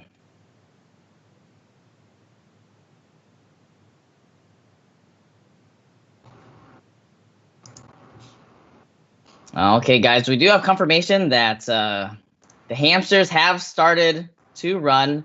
Gears are in motion. Electricity's coming back up. Oh gosh! And if you can't tell, Bunny Hopper had a really good turn that turn. You would have loved to have seen all those cards played out onto the board. Very powerful cards. Should we just do a radio-esque stream? How about that, Dr. J? we're doing a podcast now. Yeah, let's do a podcast. Okay. Let's set the mood right now. Imagine a world where Calento has a Firefly on board, and let's imagine a world where Bunny Hopper is thinking about playing a Dire Maul, and he does commit the Dire Maul onto the board. Okay, yes, and once again, Calento is playing Odd Paladin versus Bunny Hopper's Subject 9 Hunter. Calento chooses to play a Blessing of Might on his Firefly to take a value trade on the Dire Maul and developing an Argent Squire behind it. Bunny Hopper, going into turn 2, has access to a secret, has access to a coin, but it has no access to a 3-drop. 3 secrets. Venom Strike Trap, Freezing Trap, and Wandering Monster. Which one does he choose? I don't know, but I think the feed's live, so you're going to be able to vote along with us on which one do you think is going to be chosen here. And I think we're live again, so I wouldn't be surprised to see something like potentially the Wandering Monster come out here. It's very bad as it does get traded up into by the Firefly, but you can't really afford to take too much damage. Looks like Bunny Hopper is going for a setup of playing the Venom Strike first, kind of baiting out, Kalento into attacking, just to kind of figure out what that secret is, and then can play the Wandering Monster on the follow-up in order to proc and get both minions. Ooh. Again, Bunny Hopper is on the other side of the issue now, playing a secret, and again, the secret, depending on what the secret is, it is correct to do different things, but he is going to go ahead and attack. He's not going to be doing what Bunny Hopper is doing. Kalento's shown that he has street smarts, not necessarily a PhD in Hearthstone, but he's got street smarts. Hit him in the face when you can hit him in the face. Yeah, you also thought Bunny Hopper think long and hard on that secret. It's one thing with secrets you can kind of play those mind games with. You can kind of like either slow roll the secret and make your opponent think it's some kind of explosive. You could also maybe play it as quickly as possible to make them think one way. It's very cool what those just implications of playing the secret that way really does for you. Oh, it looks like our private stream, our private channel got leaked. Welcome, ladies and gentlemen, to our leaked stream. Okay. Oh my god. Well, the secret up for Bunny Hopper, that is the Venom Strike Trap. Venom Strike Trap. Yeah, so Kalento knows it's not Wandering Monster, he knows it's not Freezing, knows it's not Explosive Trap, so at this point, from here on out, Kalento is probably not going to be hitting another minion for the rest of the game. Yeah, Kalento, I think Kalento's going to be kind of worried about, since he swung in and he was forced to commit the hero power, he may have to respect Explosive Trap in the next couple future turns. But it looks like Bunny Hopper, he's just going to go and play that secret. This might make Kalento respect it a little bit, thinking, you know what, if it's explosive, he can wait a turn, try and get that level up onto the board for the following turn. Divine Favor. Divine Favor is a card that I have not seen in forever, I feel. I honestly think that it's been maybe over 3 months since I've gotten Divine Favored. But this card is integral in a lot of matchups. I'm not sure how good it is in this matchup, but the moment your opponent plays Subject 9, you're going to get a full hand with the Divine Favor. But Kalento, in no real rush, I think, to Divine Favor here. He could play it as just an Arcane Intellect to just draw 2. The other problem I see is that if he commits anything to the board here, he is, first of all, he's going to run out of board space, and secondly, he's going to have to attack into the secret sooner or later. So, is it an Explosive Trap? Well, there's one way to find out. Yeah, Kalento's got to be very careful here. He could just be very passive and just hero power and wait for the level up on the next turn. It looks like he's going to go for the route of just, trying to attack through. Curious Glimmerroot is a pretty solid for the 3-drop select. I think a typical average stats is probably about, say, a 3-4, maybe a 3-3 on average. And that's a cool interaction as well. Hitting the Wandering Monster does bring out the Emperor Cobra, the Venom Strike Trap, as they call it. And Houndmaster being picked up. The problem here is that Bunny Hopper is going to be facing turn 5 soon. So turn 5 from Paladin, you got Level Up, you got Fungalmancer, and both of those are absolutely backbreaking. So, Bunny Hopper, how exactly is he going to pilot the game through this turn? Very difficult. I wouldn't be surprised to see potentially Coin Subject 9, because Coin Subject 9, if there's no level up on the following side, would give Bunny Hopper access to Explosive Trap.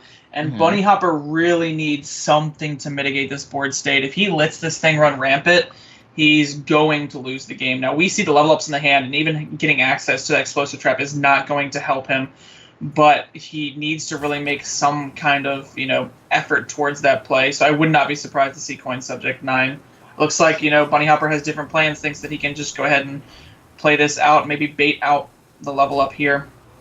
Oh, bait out the level up. I think I would take it as well. I would just take the level up here, right? I think it's pretty good. You got 4 1-1s on the board.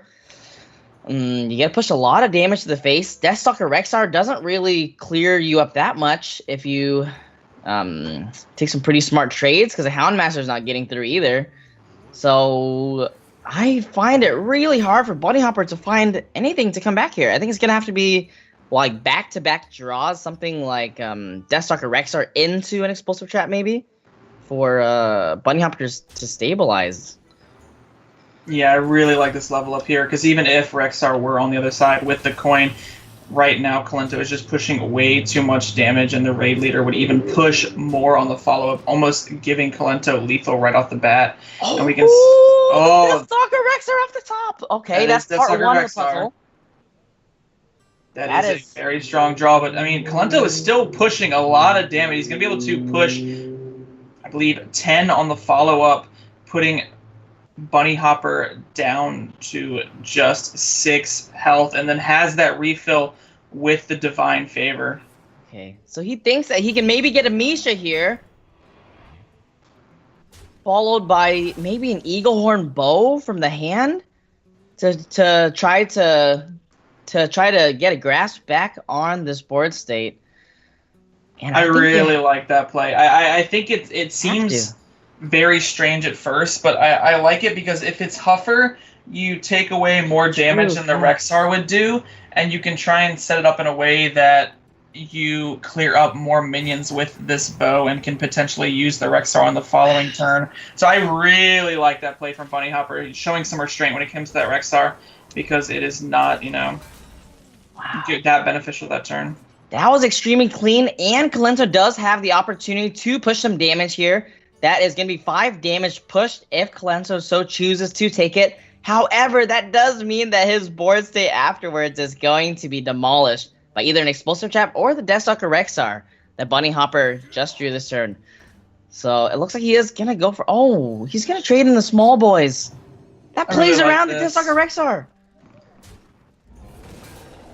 This is very strong. The Deathstalker Rexar will be able to give Bunny Hopper 5 life, enabling him to be able to swing into this, last Silver Hand recruit. And the one nice thing about how this has panned out is that even after the Rexar, Bunny Hopper will be able to play Subject 9, get Explosive Trap, survive yet another turn or another wave of 1/1s, and then get the Spellstone and start trying to amount some kind of pressure.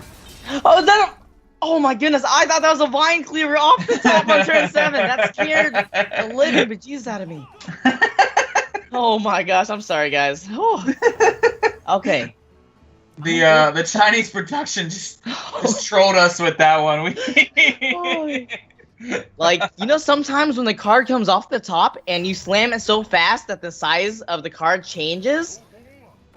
Oh, I thought that's what happened. That terrified me. Kalento. He's in a rough spot, as he said. Wait a second. Bunny Hopper's guaranteed to get Explosive Trap, right? Guaranteed to get it. He is. I'm actually a little curious as to why Kalento didn't go for the Righteous Protector. Because if the Righteous Protector was alive, it would actually give an out to Divine Favor into Blessed Maul, and Blessed Maul could find the attack. Is there something I'm missing here? Maybe there is no explosive, and I'm just, not thinking about this straight. Was explosive played earlier, and we're just forgetting about it? Wasn't. No. Whoa! So he just really doesn't have explosive trap in his deck. Oh my goodness! I guess that makes sense. Is that what it is? I think that's there is an explosive trap in the list. I mean, maybe it was played earlier, and we are just neglecting to remember it because we got so excited. I don't think it was played. I don't think it was played earlier. Are you sure? I just don't remember. I have a hard time imagining a turn where explosive would have been played, but Kalento wins, and all of his fans watching here on the stream, I hope you guys enjoyed watching Kalento win. That was a fantastic series. We missed a little bit of the Game 4, but we managed to bring him back and watch the very final game. Wow, that was a very intense game, and I think that Bunny Hopper. Bunny Hopper actually put up way more of a fight than I expected from the hands given in the early and the mid game. Yeah, I think there was, one of those games where he did maybe respect the secret just a bit too much. I'm still curious as to if we ever missed explosive trap there, because I mean, maybe there's something we're missing here. But I'm looking at Bunny Hopper's list, and there is an explosive trap in the list, so it's not as if he was not running the card.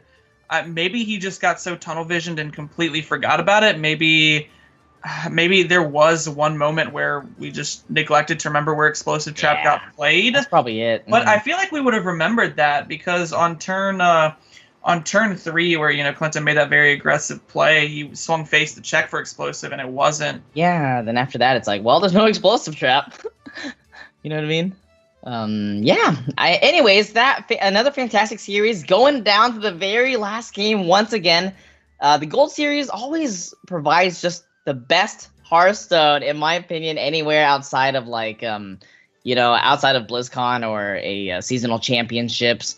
So great production, great tournament, and great players, great play. Nothing really to complain about here.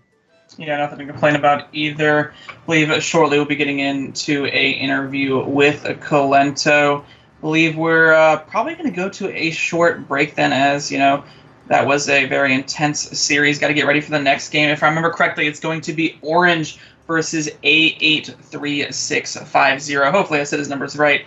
Other than that, it's A numbers, whatever. No one checked, yeah. Yeah. Very strong, prominent player himself, has had a lot of success. So we'll be getting into that game very shortly. Like I said, first we got a Colento interview, then a small break, and we will be right back. Don't go anywhere.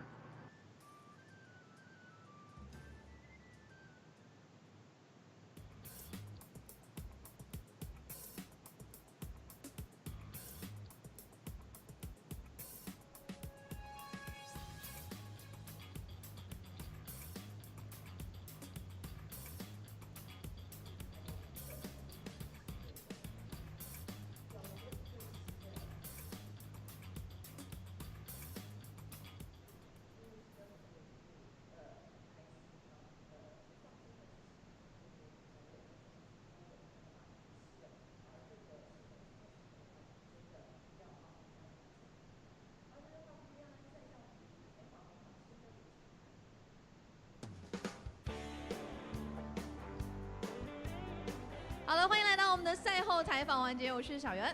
好，我是 Frozen。好了，我们先恭喜一下 K 神 Colento 是获得到这场比赛的胜利。那我们先请我们的 K 神和大家一起来打个招呼，介绍一下自己。Introduce yourself, please. Hello, my name is Alexander Malch. You might know me under nickname Colento, and I play Hearthstone. 大家好，我是 K 神，我玩炉石。好，我们看也是非常有个性的自我介绍。那我们都知道，其实双方都是一个4块的卡组，但是K 神的这个骑士是非常不一样的。这时候就要请教一下 K 神为什么会带这样的一套卡牌呢 So both you and Bunny Hopper have 4 aggro decks, but your paladin is built pretty different from most paladins. Can you explain why? Yeah, so Paladin is #1 ban if I'm facing aggro lineup, right? So it was slightly more tagged against control decks like Warlock, even Warlock. And in case if I face Odd Warriors, it was pretty good against Druid. But yeah, I kinda don't like WD1 favor so much. To be fair, I just didn't see second one in my list when I submitted. Now how it happened. OK， 他说，因为在快攻内战，一般圣骑士都是首班，所以呢，他把圣骑士带的稍微控制好一点的，但是而且他2个神安术，他是不小心放进去的，他没有看到在提交卡组的时候有2个神安术。是的，我们看到今天的这个比赛的话，也是得益于他平时在天梯当中锻炼。那我想问一下，作为美服和欧服的天梯登顶的常客，那么在这个月当中，他的这个登顶次数是多少次 How many times have you finished rank 1 legend? I didn't count it, but think about 5-6 times. 他说他没怎么数，但是至少5-6次。还是看到了我们 K 神的实力。那我想问一下，作为这个天梯大神，有什么经验或者说有什么卡组可以推荐给我们喜爱天梯的玩家们呢？Do you have any deck suggestions or tips for ladder? I always recommend playing decks you like. Of course, if you want to perform well, you have to pick one of the tier 1, tier 2 decks, but just go for the one you enjoy playing. If you enjoy playing, you will perform better no matter what kind of deck you're playing. Like, just go for whatever you like. 他说：“你玩你喜欢的卡组，开心就好。”补充一下，前面他的算登顶是结算登顶所以是非常难的。是的，好的，我们再次感谢一下 K 神的分享，同样也希望 K 神接下来的比赛能够更加顺利、更加精彩。好的，那我们这一时段的赛后采访也是全部结束了，马上来期待到今天的第3场的较量，我们稍后再见。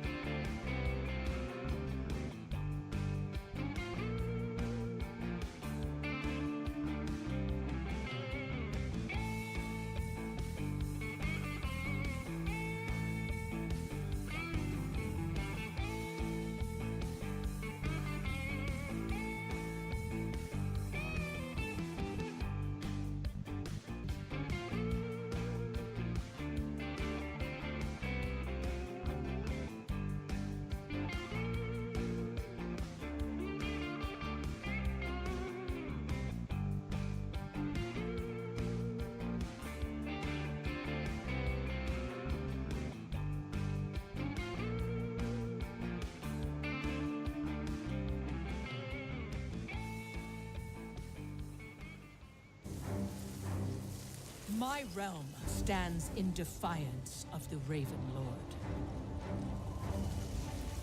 Now his armies assail us, led by his most sinister generals. Whitemane, Witch of the Hollow. Maiev, the Spider Warden. The Phantom Knight, Zarya. Alexstrasza, Aspect of Undeath.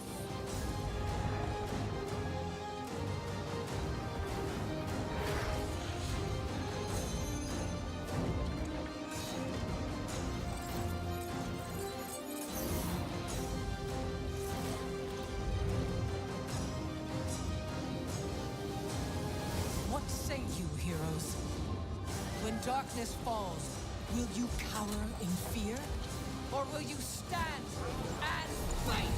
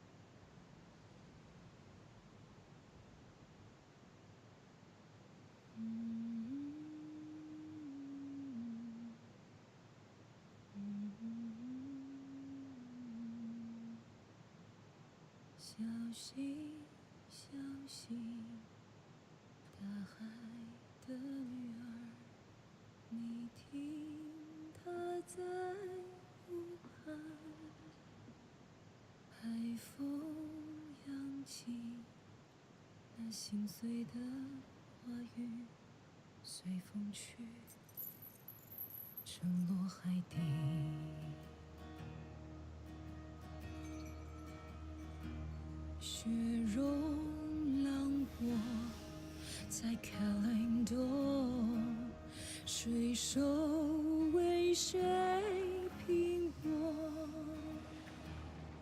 英雄陨落。在 pheromone， 因为他的离开。为何哦，大海的女儿，为何昨日时光你都忘记？我们的荣耀因为你而存在，为何一去不返？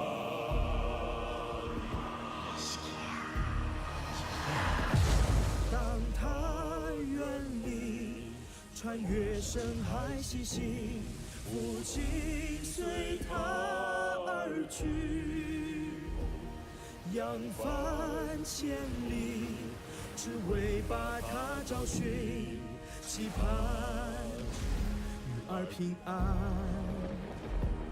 乘风破浪，来到遥远陆地，危机在等待。当他面对敌人势如潮水，女儿却袖手旁观。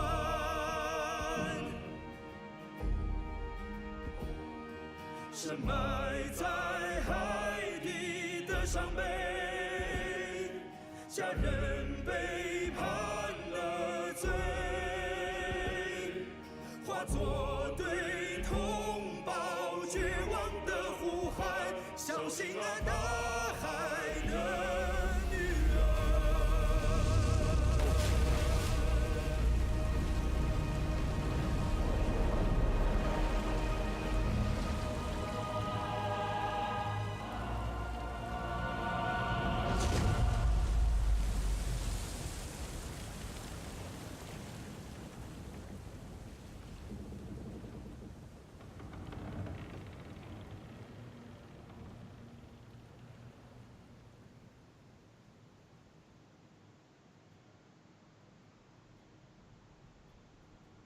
我猜听了，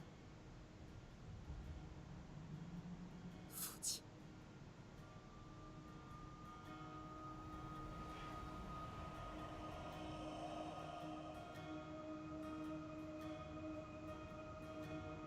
你听，你听，那熟悉的声音，深深刺痛我心。小心，小心，哦，大海的女儿，小心，小心，我来了。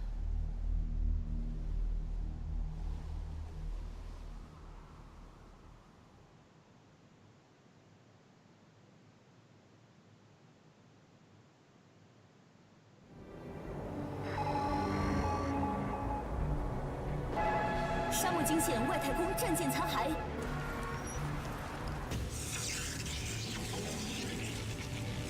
由于外星种族登陆地球，星球大战一触即发。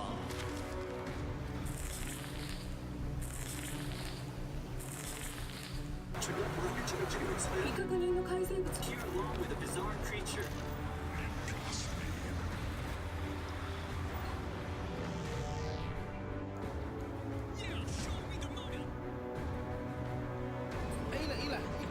小狗抱上去。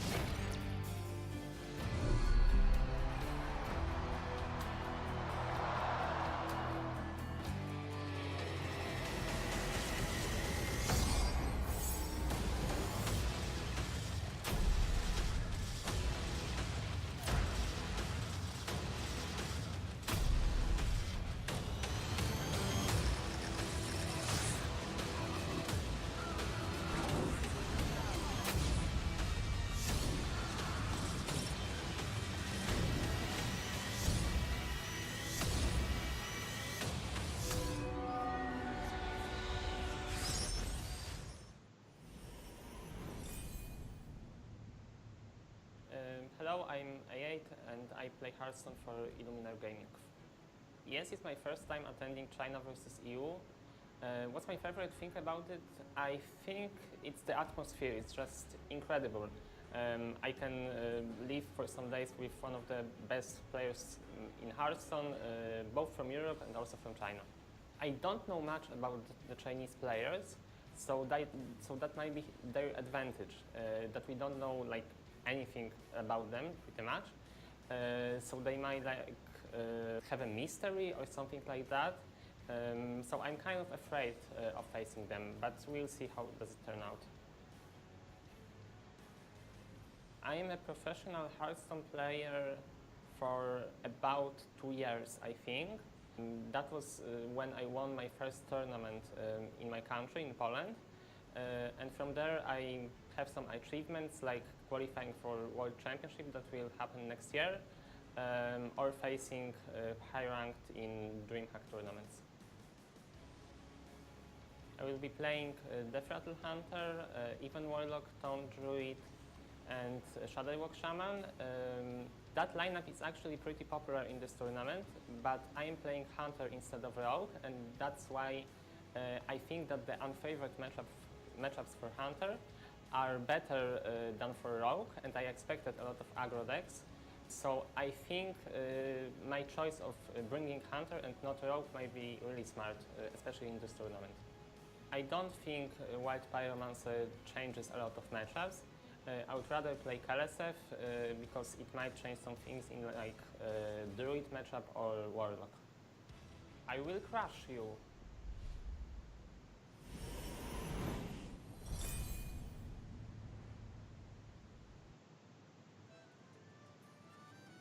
We just watched Kalento take a series 3-2 over Bunny Hopper and what was very close and down to the wire. We are now back with EU versus CN Gold Series. Our next match of the day is going to be Orange versus A8. And I am now joined by Gia. Gia, how are you doing today? Hey, thank you for having me, Jace. I'm doing very well, and big shout out to Desi for filling in while I was gone for the first half of today. And it's pretty fun that you mentioned that it's EU versus CN, but over here on day 3, it's pretty much EU versus EU. I wasn't here for the matches last night. Could you give me like a quick rundown of who won? Yeah, so we saw all of the European players make it through to, the winners side of the bracket. We saw what I believe was Kalento and Bunny Hopper both take their series. I believe 2 of the series that we watched were reverse sweeps. If not, they definitely went to Game 5. Hunter Ace got through on a very aggressive lineup, and then Tice took it over that, that really wacky, weird, aggressive lineup that Zhao T had brought. So you're exactly right. It's been just a story of European dominance this tournament. Yeah, I am really, really impressed by all of it, not just the play from the EU side, but also a bunch of the Chinese players have brought some interesting lineups. And on the first night when I was casting, I was quite impressed by what they have to offer. So I'm pretty excited to see what's going to happen over on the lower side of the bracket on the following days. But for now, it is, of course, a story between Orange and 8. 3650. That's the right numbers, right, Jace? I believe so. 83650 is correct. He is a player that, has had a lot of recent success in the championship series, taking home second place, only losing to Bunny Hopper at the Summer Championships for HCT. I think he's going to be wanting some revenge and, looking at that top prize, the Aston Martin. I think that's what all of these players have set their eyes on right now. Yeah, of course. I did see some discussion on Twitter, though. I think it was Savids who was trying to warn the players from EU, saying that you guys should take the cash over the car because the taxes for taking home a car overseas would be insane. So I don't know what the meta on what the prize pool should be. But looking at these 2 players, I think they're some of the strongest contenders to go all the way for sure. A8 in particular, also on Twitter last night, was talking about how he was a little bit stressed in his first few sets, but he did manage to end up taking his series versus Lion King with a 3-2 reverse sweep. And there have been just a ton of reverse sweeps throughout this tournament. Yeah, I believe we're going to get one of the profiles from the players, A8 himself. Let's see what they have to say about him. Who came on stage with glittering appearance. His debut was in the competitive Europe Summer Playoffs, when this string of numbers was first seen by the world. He had knocked up the door of World Championship. In 2018, he finished second in 2018 HCT Summer Championship and wins the championship in 2018 Poland tournament. However, the journey of winning will never stop. This time, as a Pole who only gained the local champion, he is ready to fight. I'm A8, the championship belongs to me. Yeah, so there you heard from A8 himself. Very, just kind of exploded onto the scene. He's, not a name you may have heard of before this year, but coming in strong with already a World Championship qualifying place, second at the HCT Summer Championships, and then first at the Polish National Championships? That is insane for just this year alone.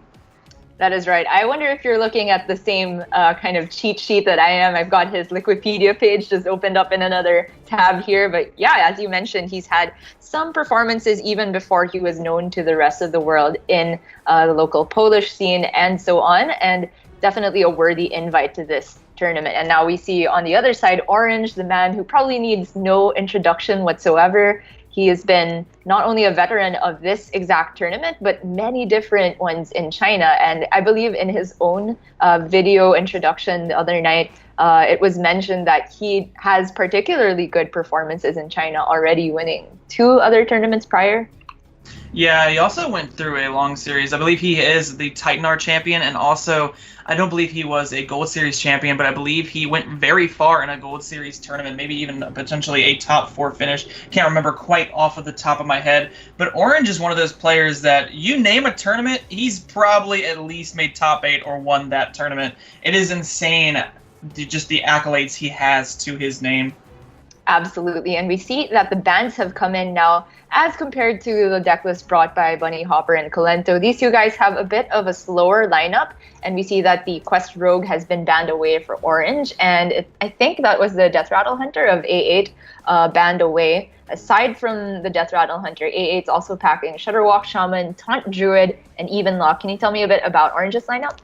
Yeah, I believe Orange is rocking the Malagos Druid, the Even Warlock, and the Shudderwalk Shaman himself. So he's got 2 of the very similar decks to A8's, while the big difference actually being the Druid. The 2 Druids are quite different. Orange is a very big, proponent of bringing that Malagos Druid. He's very comfortable with that deck, and A8 is known for his Taunt Druid play.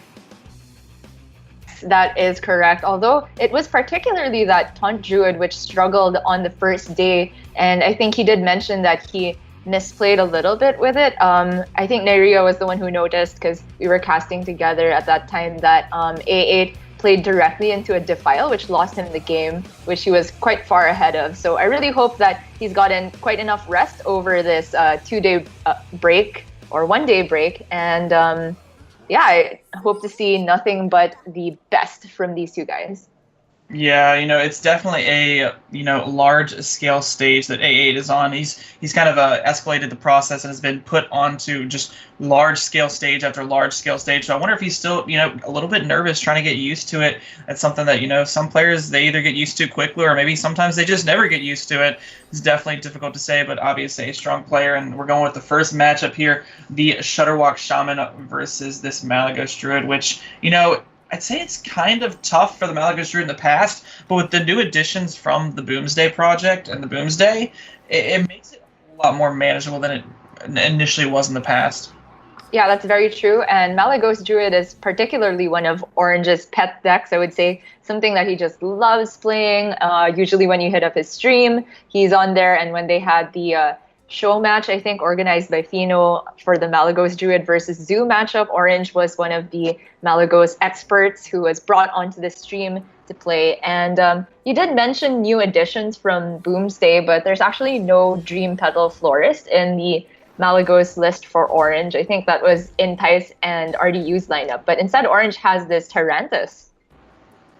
Yeah, the Tyrannus, it's not from the new Boomsday set. It also is very strong overall because, only real card that can answer it is the Volcano. The main card I was alluding to there was the Forbiddeness Flute, because it allows you to get that cheap Malygos down even when they answer the first one, and gives you those crazy plays with the swipe. But Dream Petal Florist we have been seeing running rampant in some of the lists currently, which is also another very powerful card that whenever you can cheat out a very cheap Malygos, it can only help you.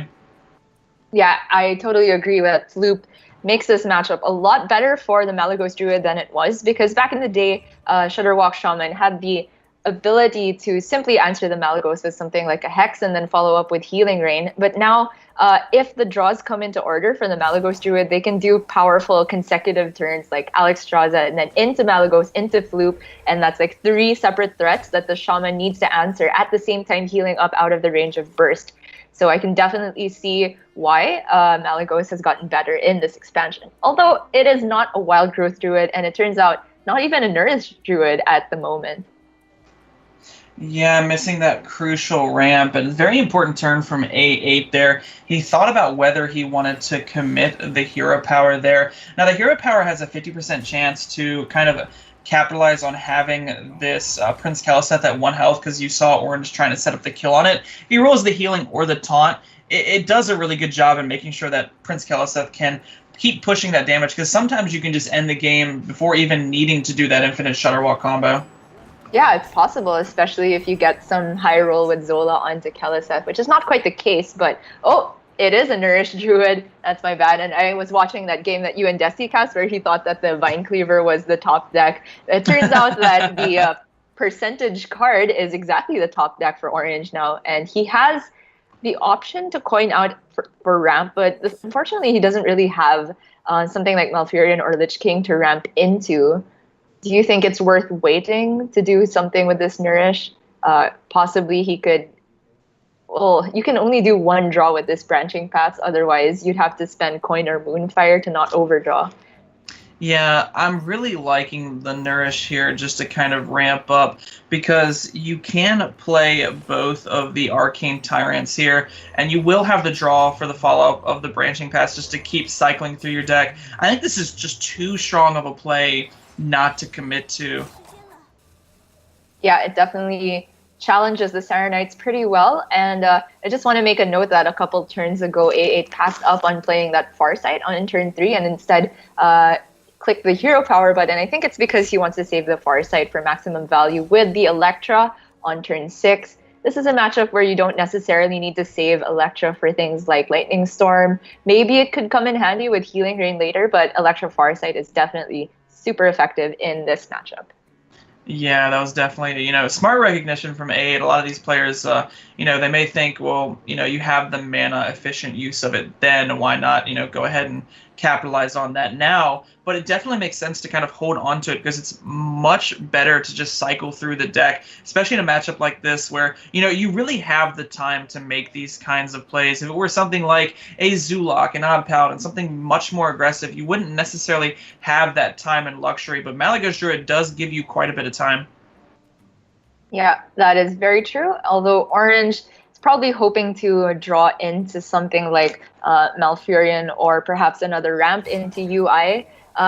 Just using both the Branching Paths for draw is not the ideal use of them, of course, because you'd rather, of course, use UI to draw, just because it's way more efficient, right? That thing with Malygos Druid is that, okay, I don't have ramp, and then you think I got to draw into the ramp, but then when you draw too much, suddenly the UI isn't playable. But wow, I wish we had the stats for that top deck too, and that is a perfect play for this turn. Yeah, Gio, you are just calling these cards left and right. What do you... I mean, I'm just going to keep asking you what you think the next thing's going to be, or next time I'm playing a ladder game, I may have you sit in a call with me. That way can really get those very efficient draws. But this would have been a difficult turn for Orange to debate whether or not to use the swipe or not. But picking up that Malfurion is just a prime draw there. Yeah, I would have to start charging for my services as a caster vision caller if that were to happen. But Given the state of things, maybe the next draw will be Lich King. But as for A8, maybe we got to give him some good luck too. What are the things you want to see off of this Farsight? Well, he wants to get the Shudderwalk combo as soon as possible, so something like Grumble or another Serenite would be pretty good, or Shudderwalk himself. Mind control tech could be interesting if Orange is carelessly going to play Tyrantus at some point, but I actually doubt that this will find a target very soon. There's an argument for just playing it out now. Yeah, there definitely is. I don't really think that Orange is going to commit too much, and it will contest the board, hopefully, just kind of making quick work of these Scarabs. Because I'm sure A8's going to be quite worried about, potentially maybe one branching path, maybe not two, but one branching path can, push a lot of damage. And right now, if A8 doesn't have to rely on drawing something like Healing Rain, he would rather go for that kind of play. So I would not be surprised to see the Mind Control tech come out here. I think it's much better as a 4-4 on the board. Yeah, I quite like it, especially with that Kalisek buff. A8 could go for some kind of curveball game plan with Shudderwalk to just try and pressure out the Mali Druid. But then again, the rest of his hand doesn't really support that. It's very reactive. So I also get the argument for saving it. As for Orange, I'd be surprised if the turn didn't start with at least one draw from the branching paths. Yeah, it's difficult to say. Orange may want to capitalize on, how much pressure he has currently. There could be potential for something like a Swipe, maybe Wild Growth and Hero Power, just because it allows you to constantly push through this damage, and that's what Orange wants to do right now. And if he can turn both of these branching paths into 8 damage, I think that might actually be better than drawing, because most of the time you will be able to, find that ultimate infestation to try and end the game. Yeah, and also it just slipped my mind that Wild Growth leads into a perfect Tyrantus on 10 mana, which is on a board that already has enough stats to protect it from Volcano. So that could actually be very powerful if Orange manages to stick it. And by his recognition, it seems like there's no better turn than the next one to try to get the Shudderwalk down. The Tyrantus down safely. So I also like that recognition from him. As for A8, the draw is the second Saronite Chain Gang, so he's now hoping to pick up Grumble and Shudderwalk quite soon. There was already that first Life Drinker played. Yeah, so I was a little curious if maybe that Mind Control tech had come down a turn sooner. I don't think it would have made that much of a difference. It would have kind of stalled out for a little bit, been able to clear up just a bit. I do think A8 still has a pretty decent turn overall, being able to play out this Saronite Chain Gang. It will soak up quite a bit of damage. I'm sure A8's kind of expecting something like Tyrannus to come down or an Ultimate Infestation, because Orange went out of his way to make sure that Wild Growth got played. Yeah, that's quite true. And I think A8 would be pretty happy to see Tyrantus over Ultimate Infestation here. And Orange might not actually play it this turn, because I think with the amount of minion pressure that A8 has access to, Volcano would be able to clear off Tyrantus after trades. Yeah, I'm not quite sure off the math of that. I think another card may have to be committed for the Tyrantus to be cleared. So I really like the Tyrantus here. Yeah, I think A8 might have to put in a Hex at some point. I'm not actually. So assuming that the 4/4 clears off a Saronite, and he doesn't attack with the 1/5. So if you were to Hex the 1/5, then trade in the 3/4, put in the Tyrantus into the Mind Control into Tyrantus, there'd be 9 health plus 5 health. I think it works out. Yeah, I believe so. It would work out in the end. Yes, it would work out in the end. The main issue that I can see with, having to commit both cards is you're using Hex, which is your main form of answer for something like a Lich King, something like, an Alexstrasza or a Malygos. Mm-hmm. So if he commits to this Hex here just to clean up, this Tyrantus, then if Orange has the follow-up to it, A8's in a very bad spot. Yeah, it is very expensive to go for this play. He could also try to maybe stall out and hope Orange plays another minion so A8 can go for the roll with Mind Control tech, but I think it's quite unlikely, especially since Orange will get this nice trade with the 4-1 into the 3-4 otherwise. So A8's actually just going to go for Hagatha here. Yeah, I really like this. Yeah. Can definitely see it.